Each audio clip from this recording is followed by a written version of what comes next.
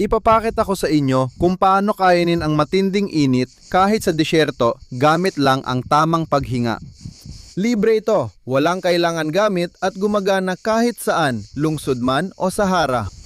Kahit saan ka pa opisina na walang aircon, naga-hiking, walang tubig o nasa bahay lang. 40 degree sa lilim, pare-pareho pa rin ang reaksyon ng katawan. Pagka-dehydrate, matinding pagkapagod, pagbaba ng pisikal at mental na kakayahan. Kaya, madalas nagtitiis na lang ang mga tao. Hinihintay nilang lumipas ito, pero may 3 mga technique sa paghinga na binuo bilang mga paraang pangkaligtasan at ginagamit ng militar para kayanin ang matinding init, nakakaunti lang ang nakakaalam. Ang matutunan ang mga ito ay nagbibigay sa iyo ng kalamangan. Kaya, uunahin natin ang uhaw, init at pagod. 3 kalaban, 3 technique, 3 simpleng protocol na madaling tandaan. Ang mga technique sa paghinga ay hindi pamalit sa pag-inom ng tubig. Dadag lang ang lilim at pahinga kapag nagawa mo na ang mga pangunahing hakbang para makontrol ang stress sa matinding init. Kaya, para sa bawat isa sa 3 technique, ibibigay ko sa inyo ang pinagmulan nitong militar kung bakit ito epektibo at kung paano ito aktual na isinasagawa. Kahit isa lang sa 3 technique ang makabisado ninyo, malaki na ang epekto nito. Technique 1 ngayon, laban sa uhaw. Mabagal na paghinga sa ilong at kontroladong pagbuga ng hangin. Ang pangunahing kalaban tuwing matinding init ay uhaw. Ang teknik na ito ay diretsong hango mula sa mga protocol sa pagligtas ng enavisis ng hukbong Amerikano para sa disyertong kapaligiran. Ngayon, ang protocol, huminga ka ng dahan-dahan sa ilong, mga 4 o 5 segundo. Punuin mo muna ang tiyan mo tapos ang mga baga. Magsisisimula tayo sa paghinga gamit ang diaphragm at tatapusin sa paghinga gamit ang dibdib. Pigilan mo ang hininga mo ng 4 o 5 segundo, tapos dahan-dahan mong ilabas ang hangin sa ilong ng 8 o 10 segundo.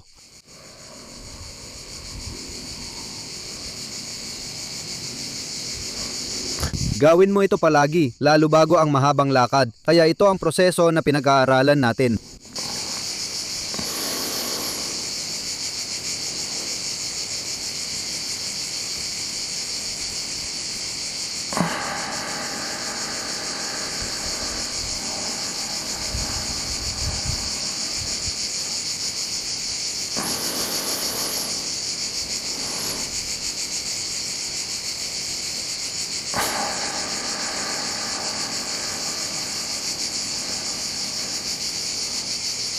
Simple lang, humihinga tayo sa ilong para di agad mawala ang tubig. Kapag huminga ka sa bibig, natutuyo ang lalamunan mo at mas maraming moisture ang nawawala kumpara sa paghinga palabas sa ilong. Ngayon, ipinakita ko lang ito ng nakatayo pero pwede mo rin itong gawin habang gumagalaw o naglalakad habang nakatuon ka ng mabuti sa paraan ng paghinga. Sa aktual na sitwasyon, ginagawa natin ito agad kapag naramdaman ng uhaw bago pa magtipid ng tubig. Nililimitahan din natin ang pagsasalita. Naglalakad tayo sa lilim at mas maganda pa nga kung gabi. Kaya ito ay isang simpleng paraan na malaki ang naitutulong para mabawasan ang dehydration dahil sa paghinga at mapatagal bago maramdaman ang uhaw. Sa aking mga paglalakbay, ito ang technique na agad kong ginagamit kapag nagdududa ako sa dami ng tubig na dala ko o kung may pag-aalinlangan ako kung makakakuha pa ako ng dagdag na supply. Hindi ito kapansin-pansin ha, magpo-focus ka lang sa iyong paghinga at hindi ka masyadong maririnig magsalita. Technique number 2 naman ngayon, laban sa init. Tactical na paghinga. May mahabang pagbuga ng hangin. Ang pangalawang kalaban, ang pinakadelikado ay stress sa init o heat stroke na maaari ikamatay kapag sobrang init ng panahon. Kaya ang technique na ito ay kadalasang ginagamit sa may init na lugar tulad ng Iraq at Sahel nitong mga nakaraang taon. Ito ang dokumentadong protocol sa stress management training para sa mga operator sa disyerto. Bakit at paano ito gumagana? Ang mahaba at kontroladong pagbuga ng hangin ay nagpapagana sa parasympathetic nervous system, nagpapabagal ng tibok ng puso at nagpapakalma sa katawan. Habang mas mabagal ang paghinga palabas, mas malinaw na senyales sa katawan na mag-relax at lumabas sa alertong estado, na siyang nagpapabilis ng pulso at nagpapataas ng panloob na temperatura. Ito ang dahilan ng pagbagal ng tibok ng puso at mas maayos na regulasyon ng temperatura ng katawan. Ngayon, ang protocol. Huminga sa ilong ng 4 na segundo. Pigilan ang hininga ng 4 na segundo. Dahan-dahang huminga palabas sa bibig ng 6 hanggang 8 segundo. Habang gumagawa ng tunog na chli o sss, pigilan ng baga na walang hangin ng 2 hanggang 4 segundo. Ulitin ang proseso ng 8 hanggang 12 beses.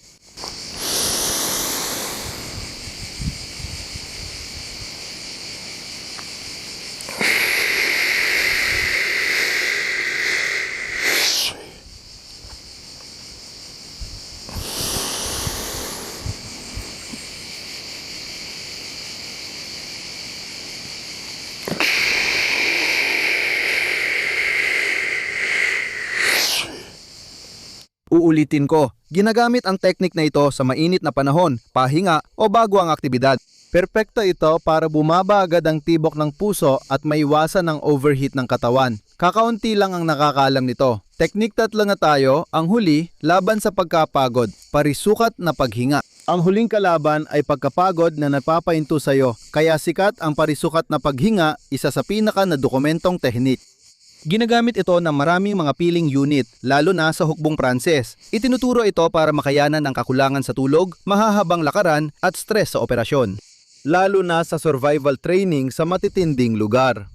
Di tulad ng 2 iba pang teknik, dito pantay ang 4 na bahagi, tig-4 na segundo bawat isa. Simetriko ito kaya napipilitang mag-focus ang otak sa pagbibilang.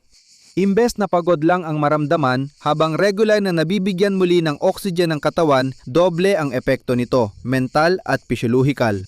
Pamunahing kasangkapan ito laban sa pagkapagod sa operasyon at magagamit kahit saan, kailan at anong sitwasyon. Ngayon, ang protocol, huminga sa ilong, 4 na segundo pigilan, 4 na segundo huminga palabas sa bibig, 4 na segundo. Sa huli, pigilan ang hiningang walang laman ang baga ng 4 na segundo. Ulitin ng 4 hanggang 5 minut o higit pa kung kailangan.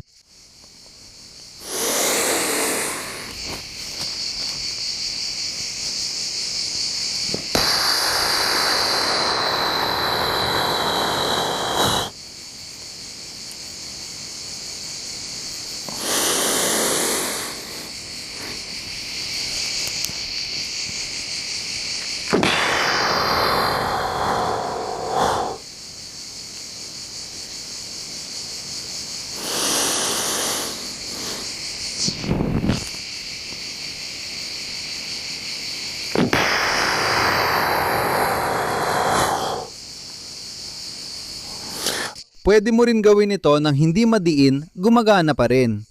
Mahalaga ang tamang ritmo at pagsunod sa proseso. Ginagamit ito kapag pagod tayo sa isip o katawan sa mahabang pahinga bago muling maglakad. Sa grupo, ang sabay-sabay na pagsasagawa nito bago umalis ay napapalakas ng pagkakaisa, lalo na kapag humihirap ang kondisyon. Teknik ito na nagbabalik ng oxygen sa katawan, nagpapakalma ng isipan at tumutulong malampasan ang pagkapagod. Uulitin ko ang lahat ng napag-usapan natin. Mabagal na paghinga sa ilong laban sa uhaw, taktikal na paghinga, mahabang pagbuga ng hangin laban sa init at kwadradong paghinga laban sa pagod. Mag-ensayo na habang maayos pa ang kondisyon mo, hindi kapag kulang na sa tubig ang katawan, naiinitan o pagod na. Huwag kalimutan, huling reserba ng lakas ang nagbibigay ng kaibahan, lalo na sa mga kondisyon ng survival. Huwag mong kalimutan, ang pinakahuling reserba ng lakas, physical at mental kapag ubos na ang lahat. Sa matitinding sitwasyon, ito kadalasan ang nagbubukod sa pagtitiis at pagsuko, buhay at kamatayan. Ang paghinga ay libreng gamot na laging abot kamay kahit saan ka. Wala kang kailangan kundi sariling kaalaman, kaya huwag itong balewalain. Ayan, sa susunod na umabot ng 40 degrees at ang iba sa paligid mo ay napapagod na, sana ay mas alam mo na ngayon kung paano harapin ang sitwasyon. I-like nyo ang video kung sa tingin nyo ay makakatulong ito sa inyo. Ay share ito sa isang taong baka nangangailangan nito ngayon. Hanggang sa muli.